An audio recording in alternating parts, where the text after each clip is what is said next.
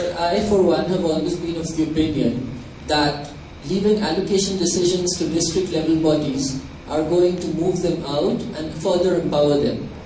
و ما به اعتقاد هستیم که به بعض صلاحیت بیشتر دادن، صلاحیت تصمیم گیری بیشتر دادن به مقامات محلی شاید یک از راه حل ها باشه که بتونه به تحقق قضیه آرمان به خیلی موثر باشه.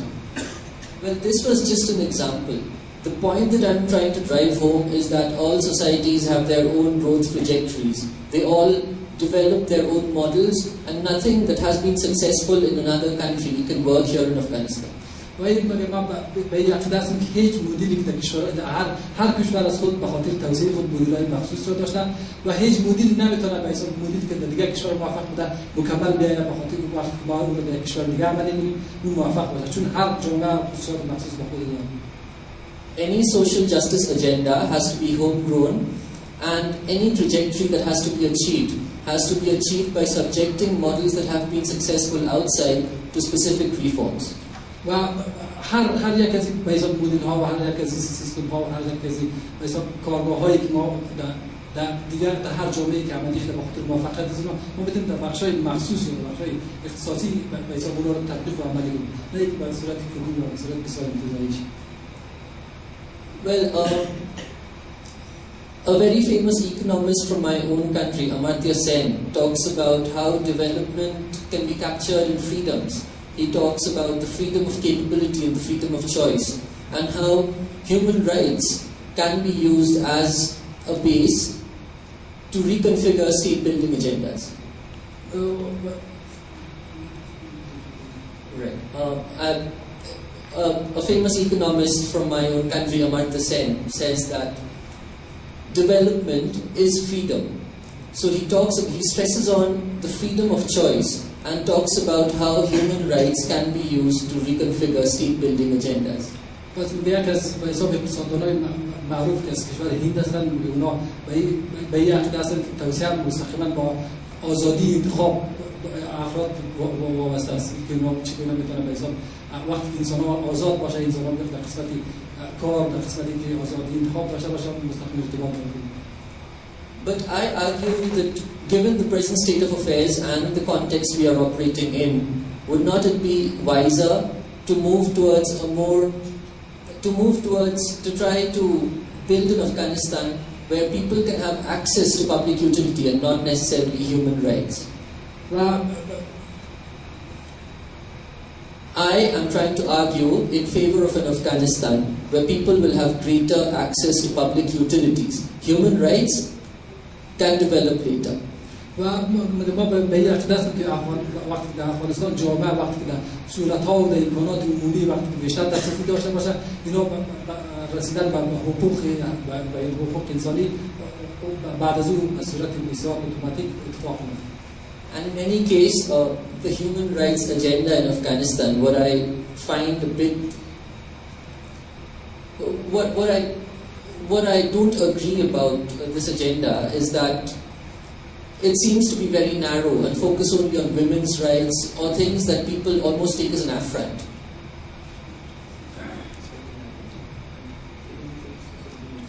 و حتی به حساب توجهات که فعلا در قسمت مسائل حقوق انسانی و حقوق بشری صورت گرفته خیلی به حساب محدود است و مخصوص و تمرکز پیدا کرده فقط روی حقوق زنان در افغانستان.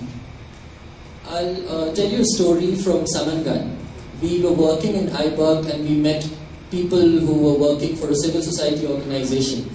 They had a campaign and were trying to create awareness about human rights. و ما یک از نمونه‌هاش مثلا با یک از حساب انجمن‌هایی که در قسمت فعال حقوق امور زنان صحبت می‌کردن ما در ولایت سمنگان هم داشتیم صحبت می‌کردیم. And in order to appear friendly to people who were obviously not taking them well, they used to carry prayer beads and wear pakos. In order to appear friendly to the local population, they used to wear hats and carry tasbih. مگه به خاطر از اینکه به حساب در جامعه محلی اکثر مردم با اونا با دید مهربانانه نگاه کنن اونا باید همیشه وقت کلاه در سر داشته باشه و تسبیح در دست. So what I argue here is that let us start off with an agenda whereby we can give people greater access to water to education, to health. و ما به حساب که اولویت بندی کنیم در مرحله اول اونها به حساب یک از ضروریات اصلی است. ما برای شما به سهولت‌های زندگی، سهولت‌های به حساب معیشت فراهم کنیم، مثل سهولت دسترسی به آب، دسترسی به غذا. And the hardening of this agenda into a more human rights based ethos can take place later. و به حساب تمرکز روی بعضی موضوعات انتزاعی حقوق بشری به سلسله وقت بیشتر می‌یابد.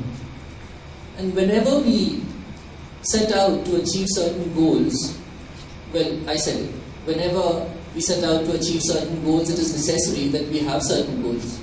و وقتی ما می‌خوایم به حساب می‌خوایم به بعضی از اهداف برسیم، ما باید در مرحله اول از این مطمئن باشیم که ما یک سلسله اهداف مشخص داریم. But it is also necessary to be honest about our goals. و همچنان ما باید این لازم و ضروری است ما نسبت به اون اهداف که داریم باید صادقانه باشیم، بسیار واقع بینانه باشیم. So is it right to accept the Millennium Development Goals as something that Afghanistan has to achieve by 2015? آیا میگه به حساب اون معیارهایی را که به حساب توسعه هزاره سازمان ملل متحد میگه اونا تفصیل بدن، آیا منصفانه است که افغانستان باید در سال 2020 باید به او برسه؟ Well, halving the population living under the poverty line by 2015 seems to be achievable. و تقریبا به حساب تعداد افرادی که به حساب زیر خط فقر زندگی میکنن ممکنه ما به حساب با او اهداف خود برسیم که تعداد از این افرادی که زیر خط فقر زندگی میکنن اونها رو کمتر بسازیم. Achievable but very difficult. و همچنین قابل به حساب حل است ولی بسیار چالش‌زا و بسیار پر از مشکلات. But things like eliminating gender disparity from all forms of education by 2015, is that possible? مثلا از بین بردن شکافی جنسیتی که بین زن و مرد در سیستم آموزشی و چیزا قرار داره، آیا ما میتونیم در این مدتی کم ما میتونیم اون رو از بین بردیم؟ Well, based on my experience in Afghanistan, I can comment that the will is very much there, but the legs need to grow in strength. و به حساب من بر اساس تجربه من از افغانستان دارم، من بدون بگویم به حساب رسیدن به این اهداف امکان پذیر است ولی سلسله تلاش‌های بسیار زیاد ضرورت دارد. Well, the first thing I say is we need to change the way we think about government and governance. و ما در مرحله اول ما فقط می‌خوایم بفهمیم ما ضرورت داریم و تغییراتی و حکومت و حکومتداری باید ما توجه داشته باشیم. So instead of focusing only on the macro and the micro levels of governance, we also need to focus on the provincial and district administrations. ما به حساب برعلاوه ضرورت داریم روی به حساب سطح خرد و سطح کلان دولت داریم توجه داشته باشیم. یک از ضرورت‌های اصلی دیگری که ما باید در سطح حکومت و برای حکومت در سطح ولایت و ولسوالی‌ها باید تمرکز داشته باشیم. More powers need to be devolved to the provincial and district administrations, and people in the villages need to be held to account by them. و باید صلاحیت بیشتر به حکومتداری‌های محلی در سطح ولایت و ولسوالی‌ها داده شود تا مردم قریه‌جات و مردم محلات احساس به حساب مشارکت بیشتر داشته باشند در تصمیم‌گیری‌های عمومی. We also need to reform old structures instead of creating new structures every day. و ما ضرورت داریم به حساب ساختار قبلی خود را یا به حساب ساختار قبلی خود بهبود ببخشیم تا اینکه مثلا هر لحظه و هر روز یک ساختار نو را جایگزین کنیم. Creation of new structures causes layering, and based on my experiences in India and here in Afghanistan, it is much easier to give power than to take it back. و به حساب ساختن ساختارهای جدید و به حساب عملی کردن نسبت بسیار چالش‌هاست و قرار تجربه‌ای که من در هند دارم به حساب ساختن ساختارهای جدید و قدرت دادن به اونها آسان است تا اینکه ما بدونیم دوباره پس قدرت رو به اونها بدیم. So in conclusion, I'll leave you with 3 thoughts. They're essentially 2.5 because the second thought is an extension of the first. و ما می‌خوایم در مرحله آخر 3 نتیجه گیری و 3 طرز تفکر برای شما یا 3 نظریه برای شما ارائه کنیم. Well, the first is that ambitions should be realistic. مرحله اولی که مثلا جا طلبی ما و شما یا به حساب همین آرمان‌هایی ما و شما بسیار واقعی بینانه باید باشه. Policies once applied need time to come to fruition. policies once applied need time to achieve their results. اما خطمش‌سازی ها و مثلا پالیسی سازی ها با وقت ضرورت داره تا اونا بتونن از اونها نتیجه خوب‌تر بگیرن. There is the example of India and that of numerous other countries in the world which have gone through these multiple iterations during the colonial period and now are developing their own model. و نمونه زیدش مثلا کشور هند است که به حساب تجربه استعمار به حساب خیلی مدت‌های طولانی زیر استعمار بود ولی بعد از مدت‌های طولانی تونست به حساب بر اساس مدل‌هایی که خودش مسئول بود نتایج مثبت رو بگیره. The second point is focus on piecemeal reforms. Do not try to change anything overnight. و شما باید به این معتقد باشید که مثلا ما تغییرات یا تحول در مدت بسیار کوتاه تحقق پذیر نیست. ما باید با وقت زیاد ضرورت داریم مثلا باید تداوم طولانی‌تر ضرورت داریم که ما به توسعه و به اهداف برسیم. So if in order to move away from institutionalized corruption you need to decentralize corruption, then do it. Because I'm sure in time there'll be greater demands for no corruption.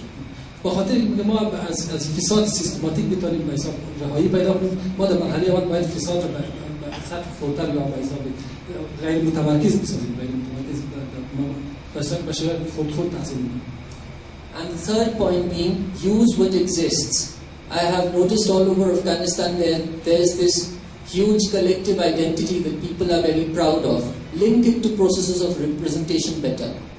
و ما به حساب به یک چیز دیگه که ما در افغانستان متوجه شدیم که افغان‌ها بیشتر به حساب افتخار به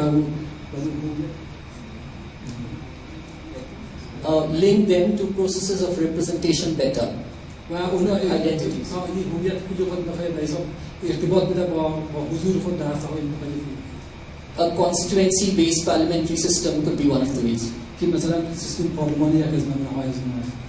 And find this is an extension of the third point where I say that invest greater resources in social analysis before actually coming up with policies. Invest greater resources in social analysis before coming up with policies.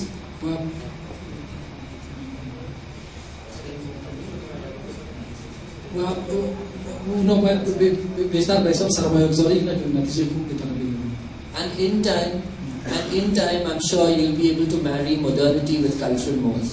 و ما مطمئن هستم که در اون زمان شما میتونید به صورت بسیار منطقی و به صورت بسیار هماهنگ و بدونید که مدرنیته یا تجدد در همه با فرهنگ اصیل خود بگیرید.